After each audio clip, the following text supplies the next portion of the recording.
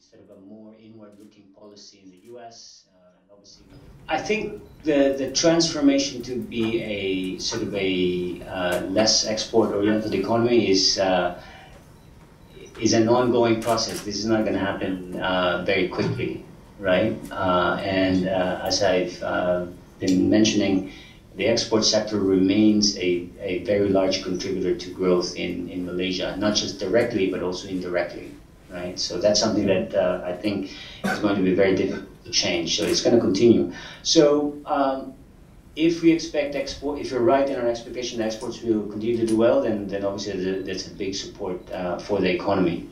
But if that cycle turns and becomes a bit more of a drag, then obviously you'll see headline GDP growth also fall relatively sharply, right? So in fact, we're quite positive on Malaysia this year, but next year we are forecasting growth at 4.5%, right? Primarily because we think the tech cycle turns more decisively in 2018, right?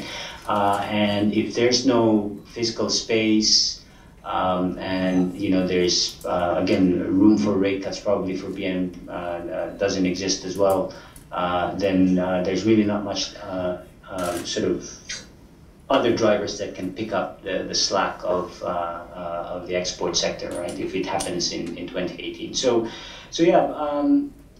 Again, it's a long-term sort of